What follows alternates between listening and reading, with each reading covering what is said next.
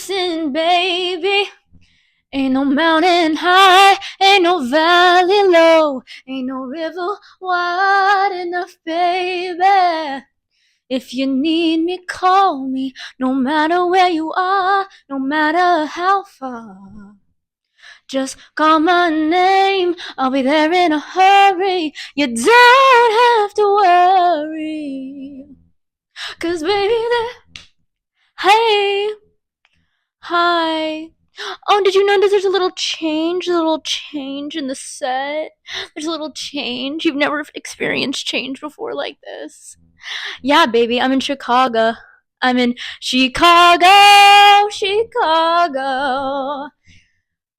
I'm in Chicago. Um, I'm here for spring break because I have vacation, and I've had the best time, honestly. I've had the best time ever in Chicago. I'm solo traveling. I'm embracing my inner Tracy Ellis Ross. Most importantly, the reason I'm here at all is because I went to the Lily Allen West End Girl Tour. And I have a lot to say.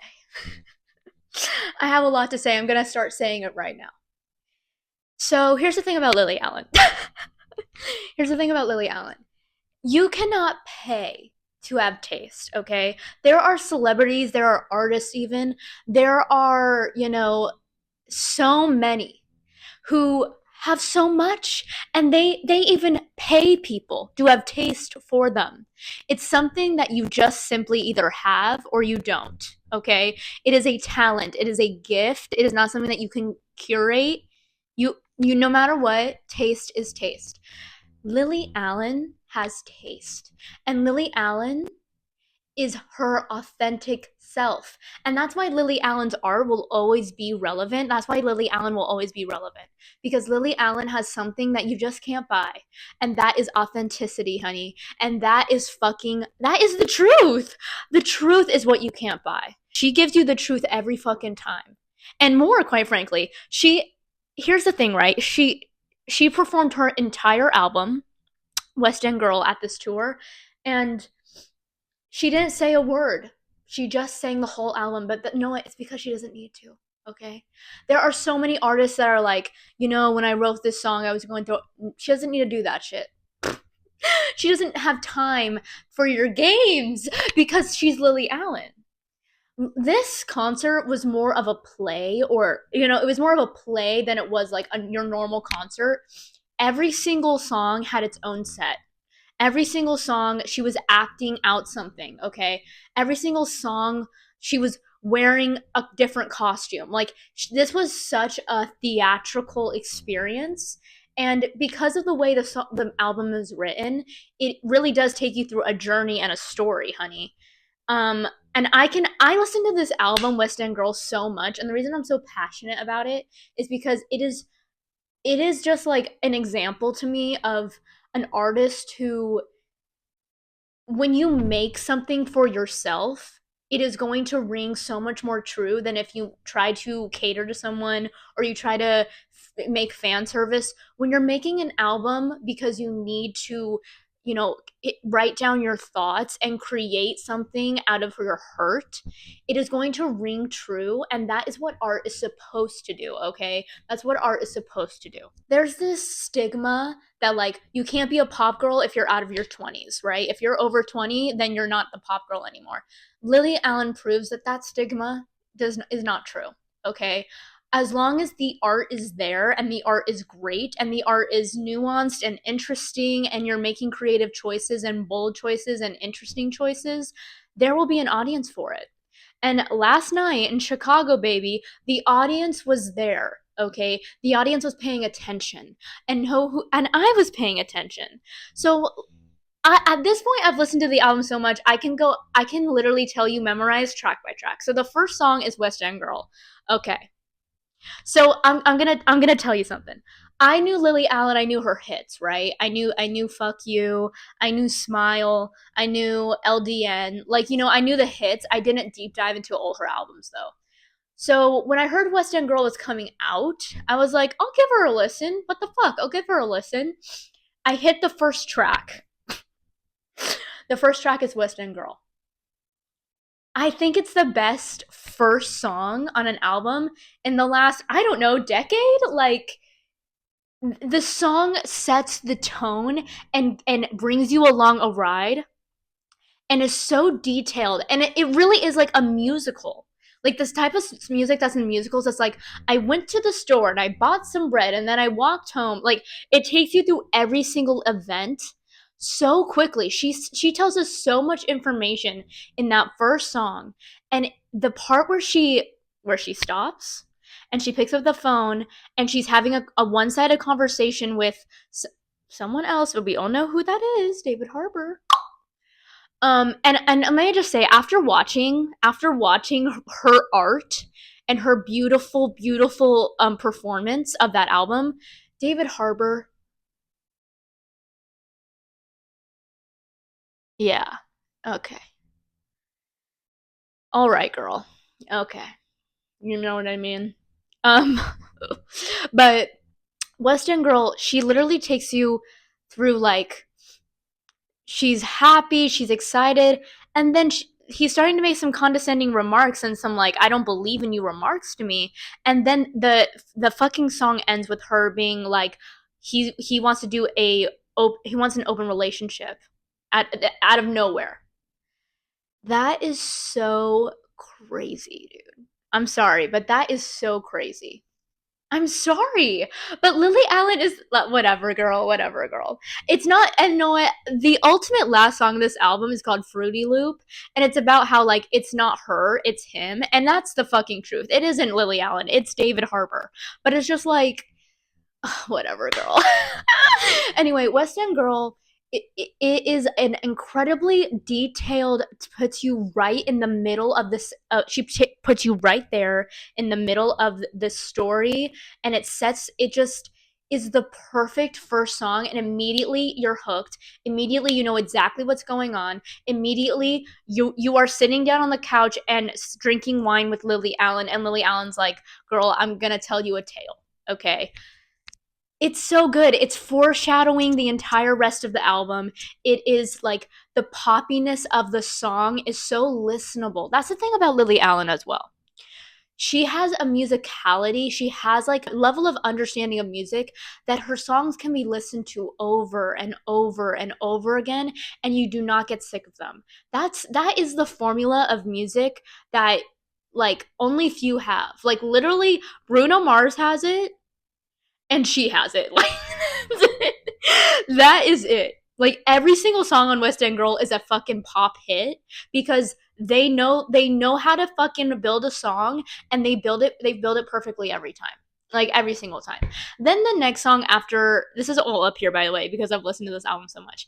The next song after West End Girl is Ruminating. Like, it's one of those songs that, like, everyone has experienced this feeling and she's capturing it in a song, and I feel like it's rarely, like, I've never heard a song like this, like what she's captured, and she captures it perfectly. She's so simplistic and straightforward. She reminds me of Jeanette McCurdy. Jeanette McCurdy does not fluff around. She doesn't write flowery words in her books. No, Jeanette McCurdy cuts straight to it. She cuts to the chase. She is edgy. She is like, you know, she is like getting you there quickly. She's cutting out the fat and telling you the meat. And that's what Lily Allen does. There's no time for, like, I wonder what this lyric is about. No, girl, she's telling you exactly who, what, when, where, and why. Okay. And I love that because that's what Ruminating is about. The second after that phone call, you know what she's doing? She can't sleep. Okay. Your girl is walking around thinking, what the fuck am I supposed to do? What do I do? What do I do? What do I do?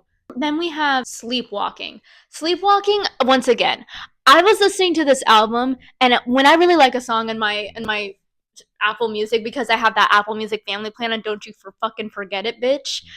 When I really like a song, I star it. So I'm listening to West End Girl, star.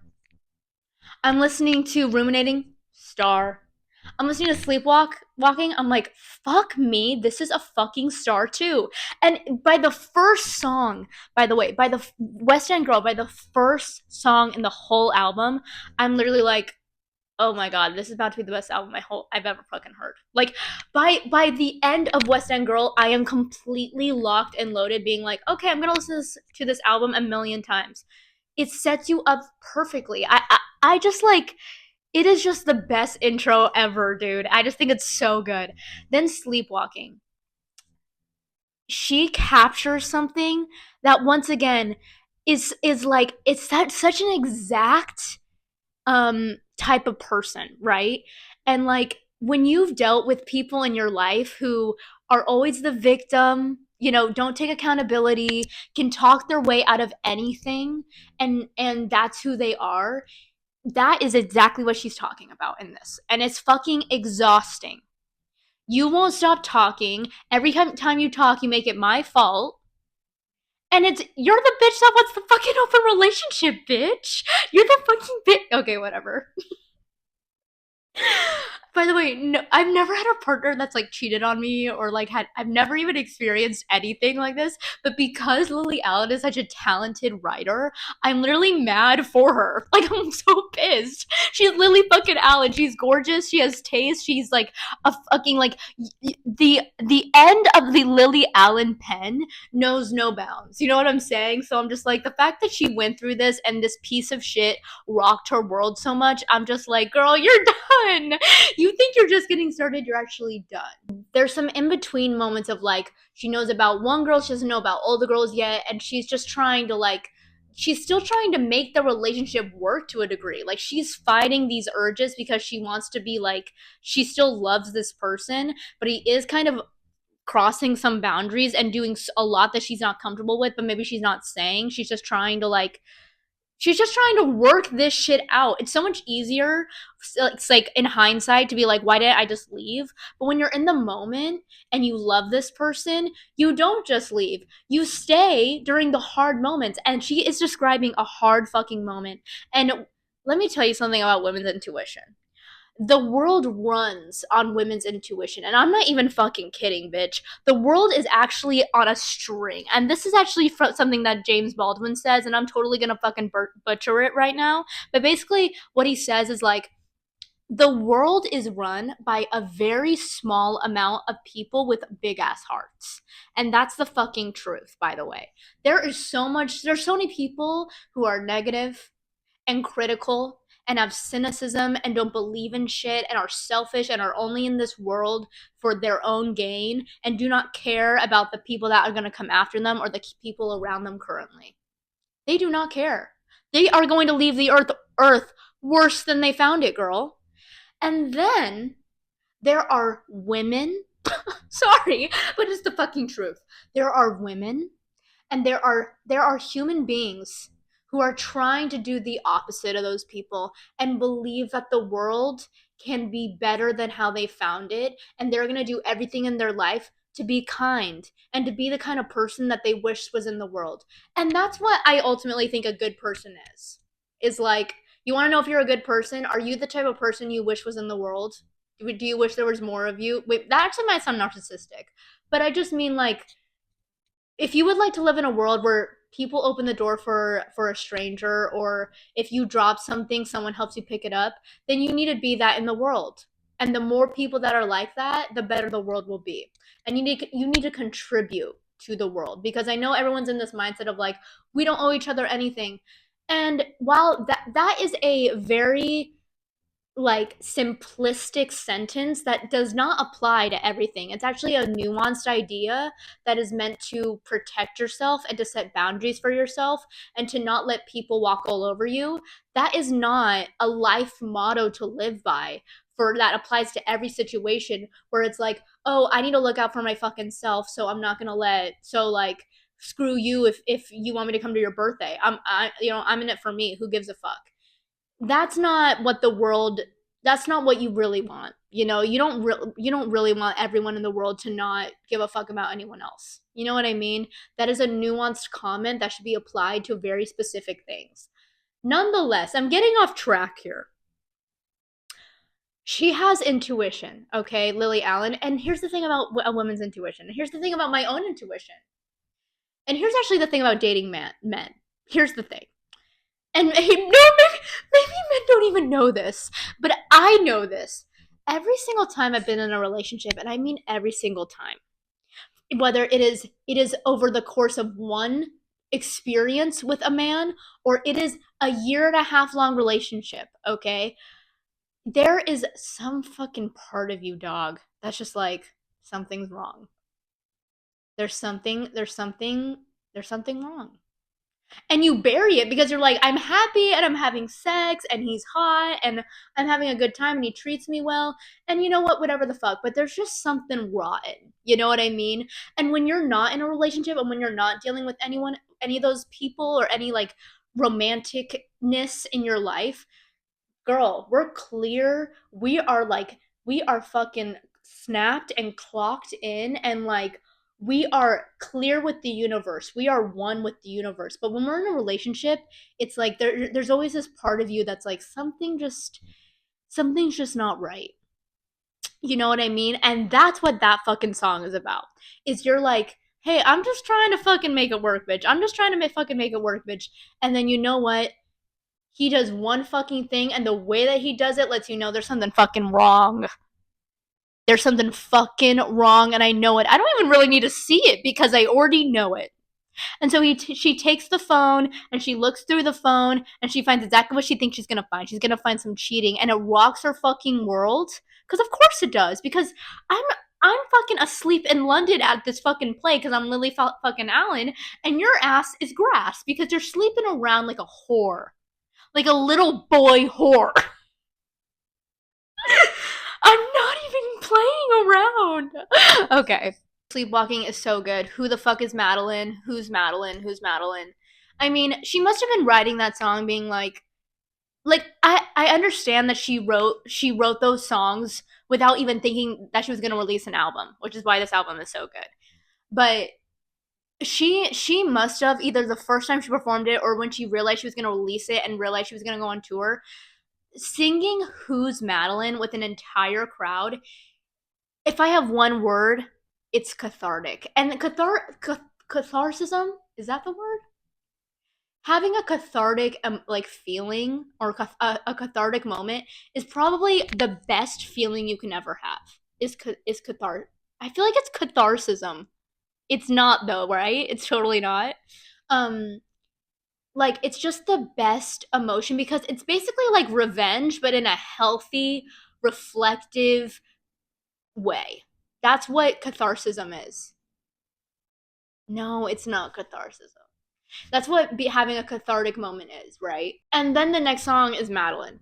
This song for me, here's the thing, she's delivering so much information within a very short amount of time in this song, and it's literally like, and it's meant to be that, girl, because she's getting a lot of information all at once.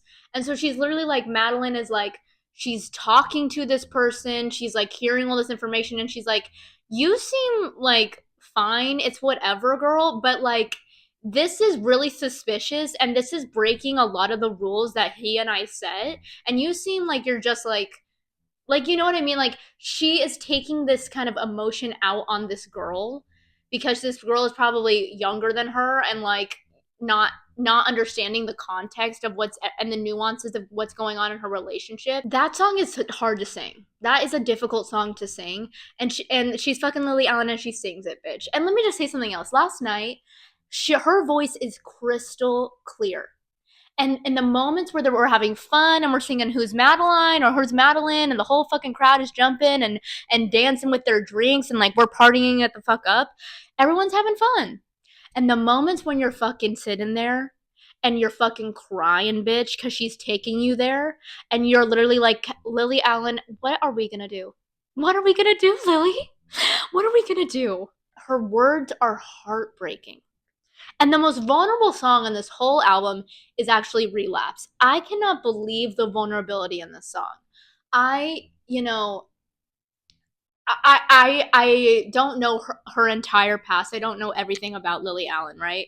But I do know that she has suffered with addiction and that she's sober and the I just she's taking you there, and that's why it's like so important for this for her to have made this for who she is now, and for her to be so honest about where she is right now as a human being, is because this is a song of like, she has lived so much life and she has gone through so much, and this moment of her life is so traumatizing and so world bending and so shattering that she literally is like contemplating relapsing because she's so like she needs to numb herself. It's too overwhelming. You know what I'm saying?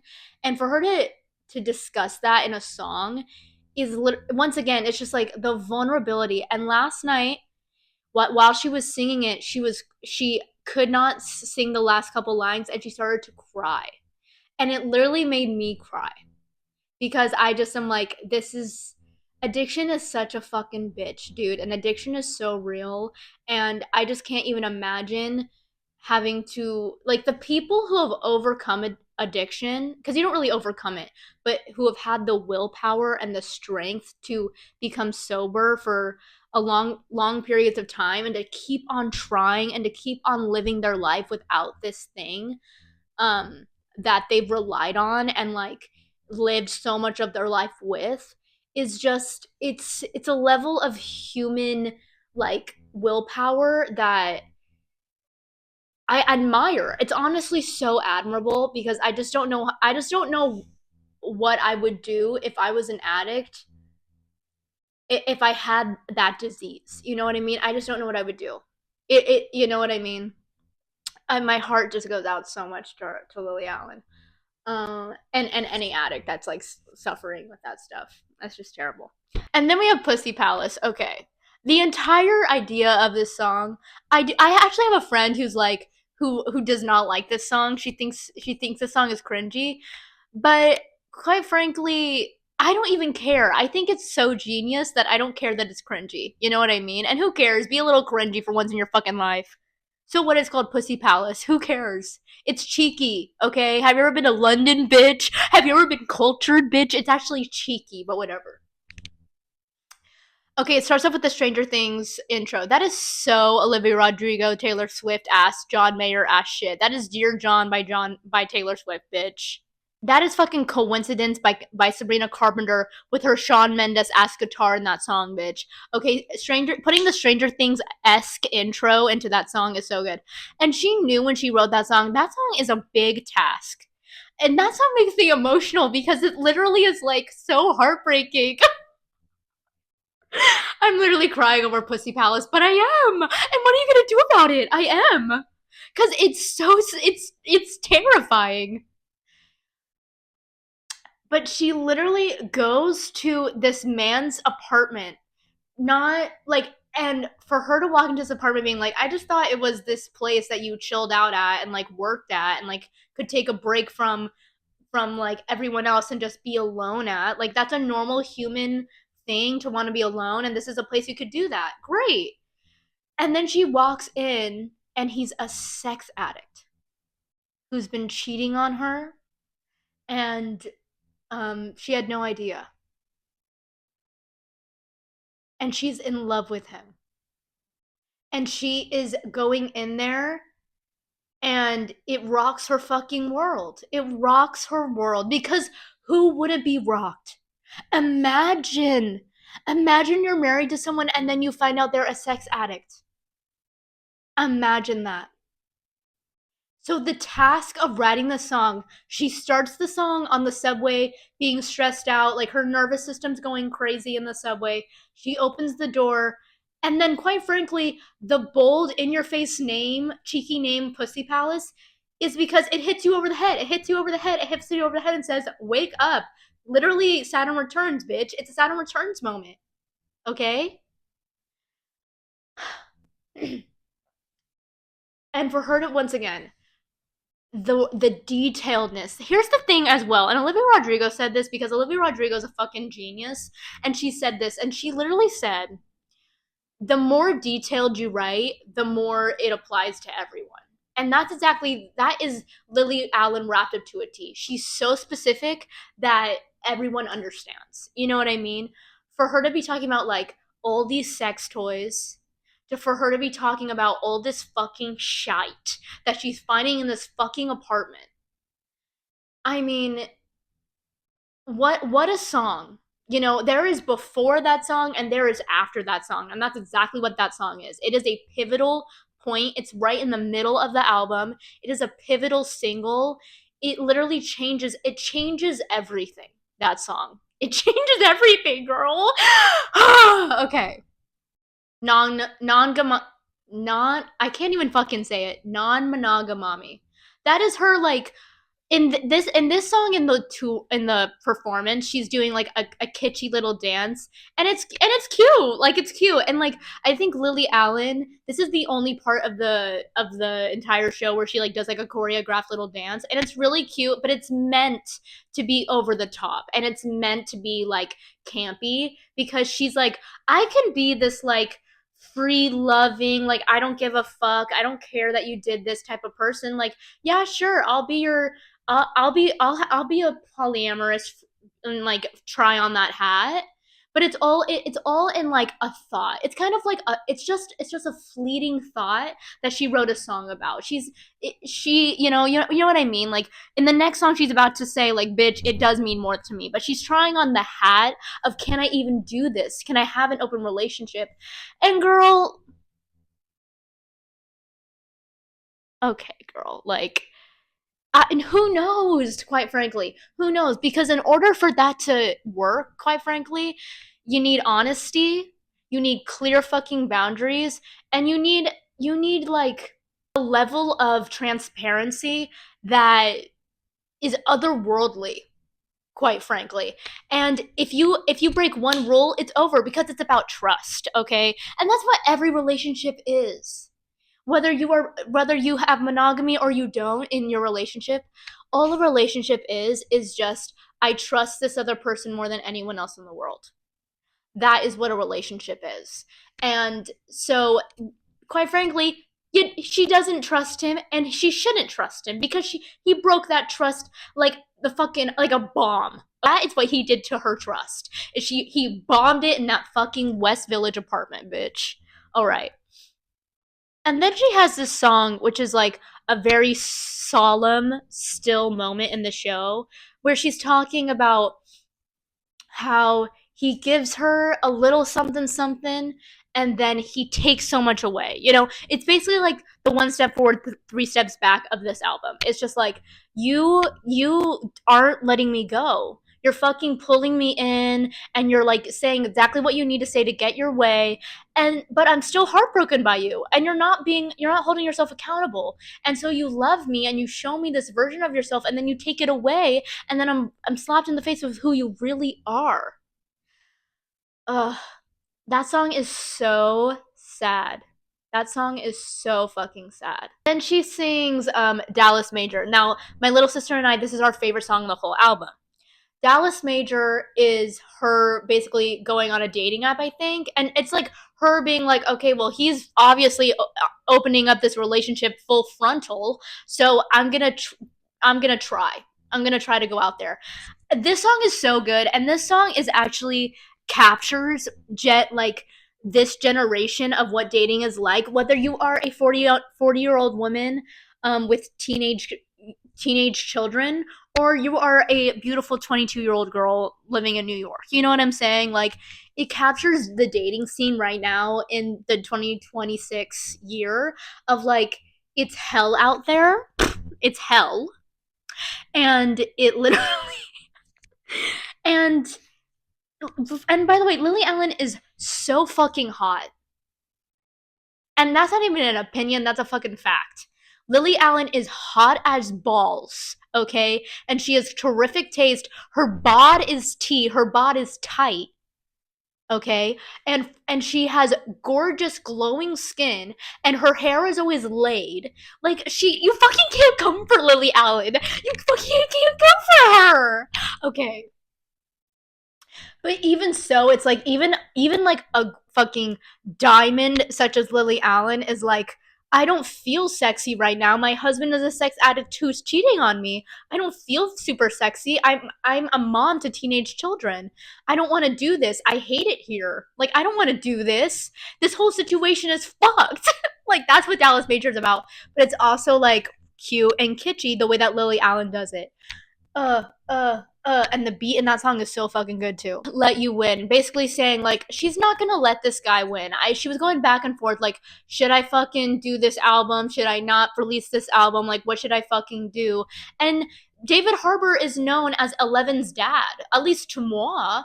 That's Eleven's dad. I love Eleven's dad. Like what? Like okay, that's all I fucking know about David Harbour. He's beloved. He's in Stranger Things. Like that's a beloved TV show. You know, it's a nostalgic TV show. And if someone hits you in nostalgia, they got you. They got you by the fucking throat. And that's what Stranger Things did. Stranger Things holds everyone's hand. So to think that the person in Stranger Things who's like this father figure in like a goodness virtuous way is actually a sex addict who broke Lily Allen, like the Lily Allen. She's like the Kung Fu Panda. There's only one, baby, okay? There's actually only one. And David Harbour, there's 1,000 of you, okay? There's not even 1,000, there's probably millions of you, bitch. There's only one Lily Allen, and there are millions of David Harbours. I'm sorry, but once again, I'm telling the truth. I'm telling the truth here. And then we get to the last song, Fruity Loop. This song, I love this song. I love the name of this song. I love the concept of this song. And I'm so glad that she is like seen this as what it really is, which is there is nothing wrong with you, Lily Allen. There's not a fucking flaw in your whole fucking body. You know who there's something wrong with? David Harbour. There's something wrong with him. There's something up there that he needs to go to rehab and counseling and be locked in a fucking facility.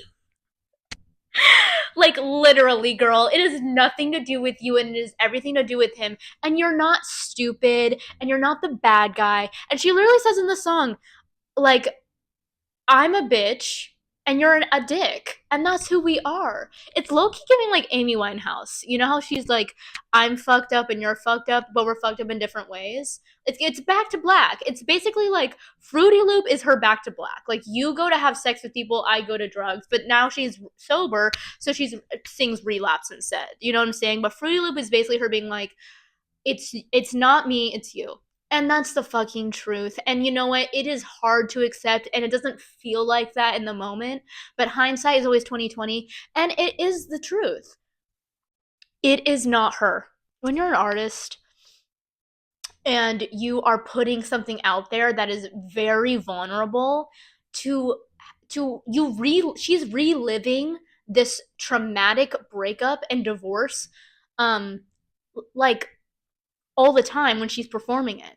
So I really only hope I hope that she's enjoying this. I hope it's something that she's able to enjoy. I hope that it's not like traumatizing her or like I hope that she is I just hope that she's happy. I hope you're happy. I hope you're happy. And genuinely, I just hope that you're happy and I hope that you're healed and I hope that this is a healing experience for you and like I hope that this inspires her and makes her feel more comfortable to know that she has an audience out there. And I am one of the people who Lily Allen, I knew your hits, okay? I knew your hits. I didn't know I wasn't like a true dive deep into your albums. This album is one of my favorite albums I've ever heard. Now I've listened to every single one of your songs. Like, I think you are just the most talented fucking writer, and I hope you release more because if you do release more, bitch, my ears are out and I'm gonna listen. So I love Lily Allen and I just love her taste and I hope that she does do a play about this and it was so great. Speaking of other great albums and actually coinciding with Lily Allen, Olivia Rodrigo has announced that she's going to come up with an album called You Seem Really Sad for a Girl So in Love. Um, I love this. I love everything about it, first of all. I love everything about it. I love the album cover. I love the name of the album. I love the shades of pink. I already know this is gonna be the best album you guys will ever hear. I already know that. I already know that. Do you hear what I'm saying? It's going to be the best album anyone's ever heard in their life. And you're gonna play this back. You're gonna play this back when once it's released on June 12th, and you're literally gonna be like, no, no, and I'm gonna be like, yeah, I called it. I already know it is because I believe in Olivia Rodrigo, and I already can tell from the beginning of this fucking album cycle that she's gonna take us to a place that we've never been before, and our lives are gonna change. Everyone's life is going to change. Are you ready for your life to change? Oh my god. Oh my god. You guys don't even know what she's capable of. You guys don't even know. Okay, it's fine. Oh, also, speaking of another pop girl, I just want to say I love Ethel Cain so fucking much. And she's someone that I haven't talked about yet on this podcast, but I want you to know. My entire back is covered in a tattoo, and what that tattoo is every single word of American Teenager. Okay? That entire album is I listen to it all the time. I love Ethel Cain. I think Ethel Cain is an artist that is one of a kind. I think her talent knows no bounds. I think the music she's putting out is unique and interesting and so listenable. Like her art is just I cannot speak higher of it. I think she's talking about subjects that are like controversial, but I'm like, why are they controversial? Because she's telling the fucking truth and she's talking about religion in the mainstream media in a way that, quite frankly, needs to be discussed. It needs to be discussed. And she's doing it by literally like showing you the brutality of it. And I just think she is so punk fucking rock. And so for her to post her like naked bottom half on Instagram during like I, she knew it was gonna be controversial. I like whatever. I don't see it as controversial at all. I think it is brave. I think that it is. I don't even think it's brave because I think she's probably just like fuck you. Like I don't know. I just think what I really want to say about this is she is taking steps and using her platform in in a way that like none of you bitches would ever even be bold enough to do what she's doing. And she's doing it because she needs to do it because someone needs to do it. Because y'all are uncomfortable and y'all are have hatred and bigotry in your hearts and y'all are attacking trans people because that's the flavor of the month. But you know what? Trans people have always been here and trans people will always be here. And so you know what you got to do? You need to learn to accept. You have to learn. And hey, learning is humbling. Learning is vulnerable. Learning is admitting something that you don't know something and that you need to be educated on that topic. And if your initial reaction to trans people is, "Oh, like that, like I don't understand."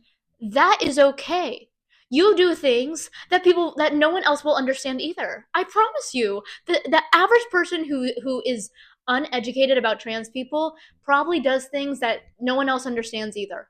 But you know what you do? You ask questions and you educate yourself and you read and you listen. And maybe when you start to have discussions, you'll think about yourself. But that's why people are transphobic, is because they're so scared of themselves and they're so scared of themselves questioning the gender spectrum and they won't let themselves do it. That's why they put them in these straight boxes. You're a girl or you're a boy. But really, these are just labels that we've given the our anatomy. The concept of being a girly girl versus being a tomboy, that concept alone has followed me my whole life. Am I a feminine girly girl or am I more of a masculine tomboy? That like is what people and their identities categorize themselves as.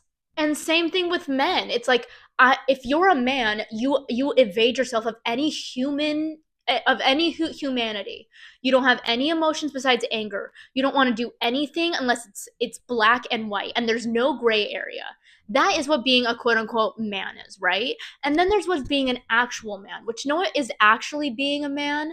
And this is like low key what Marlon Wayans was trying to say when Julia Fox cut him off. But I understand what she was doing and I understand what he was doing. But here's what I'm doing: being a good person and being a strong person and being like a quote unquote masculine, powerful person is being brave and being honest and protecting and not allowing other judgment to enter your life and change the way that you are.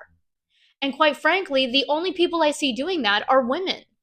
And so I'm like, women are much more masculine than men are at this stage of what's going on. If a man doesn't drink a beer, then he's not a man anymore. Because if he wants to have a cocktail, he's gay, or he's a woman, or he's feminine. That's how weltering masculinity is. If one thing is not deemed masculine, then it counters your entire identity. And being a woman is so multifaceted. And I think the less that we put ourselves in these boxes, the more authentic we will be. And that's why people are so afraid of trans people, is because they're afraid of themselves and they're afraid of thinking outside of the boxes that society has put up for them. And it's out of fear. And you know what? The only thing stronger than fear, and I know it's corny, but I'm gonna fucking say it. The only thing that is more fucking stronger than fear is love. And so if you love yourself and you do not fear yourself, and you are like, if I go down this journey of questioning my sexuality, of questioning my gender, questioning my identity, I am going to love who I am no matter what. And I'm going to embrace it and I'm going to live it and I'm going to accept it no matter what the answers that I come to are.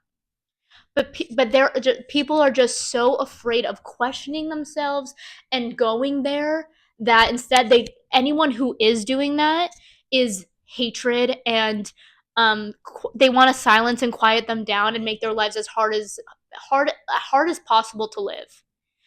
So for Ethel Cain to be doing this, I'm just like, you are punk rock, you are cool, and you are one for the history books, Ethel Cain. She already is and she always will be, because know what she's doing? She's being her fucking self. And there's literally nothing wrong. That's her body. That's literally her body. And there's nothing wrong with anyone's body, because that's the way you're fucking made, bitch. That's also the thing that like that the argument alone of like some people are born with both genitalia, like a female genitalia and a male genitalia. That fact alone is literally like, why are you guys even questioning whether people are women or men? It's like, who fucking cares? I don't understand who cares about any of this. Like, we have such bigger things, and it's so much more interesting to individualize yourself than to put yourself into a category or in a box. Like, I understand people want community, but you will find your community if you're yourself. You're not gonna find community if you're just trying to check off boxes on a list. Whatever, dude. Whatever, dude. I don't give up. I don't give up anymore. Okay, I'm gonna end on Nandos. So, weirdly, they have a bunch of Nandos in Chicago. And if you don't know what Nandos is, I know what Nandos is because I'm a One Direction fan.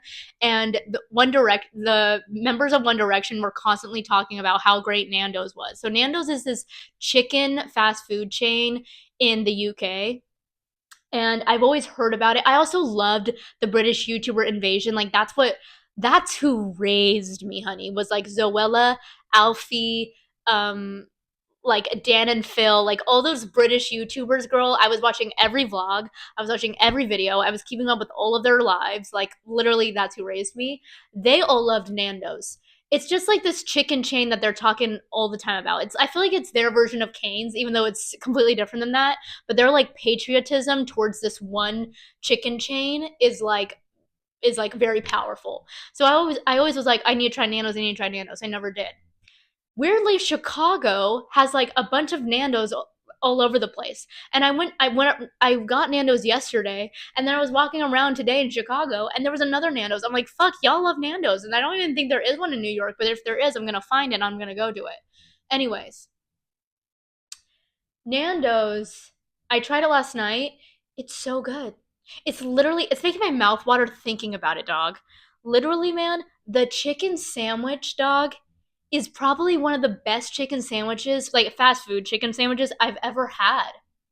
The flavor is fucking great. The french fries are fucking great. And I had a blackberry lavender lemonade that was fucking great. And Nando's, I'm not even kidding. My letterbox top four of fast food restaurants is now Cane's, because Cane's is always going to be there. It always will be there. There's no question about it. In and Out, because it's always going to be there and it always will be there. I was raised on it. It's basically it's my fifth sibling is In and Out. Like, it's a member of my family. And then I'm gonna go literally Nando's now. Literally Nando's now. I guess you can tell like I have a very specific like taste in food. And then my fourth one, and now we're all here. We're back. My fourth one is Panda Express. I love Panda Express. Panda Express is one of those things that I don't eat it all the time, but when I do eat it, it's very special for me. Like, I eat Panda Express at the Oahu airport, and I eat Panda Express like when I get a coupon. You know what I mean? Or you don't know what I mean? I don't know. I just love Panda Express. And I love going to authentic Chinese food. I'm very aware that that Panda Express is not authentic at all.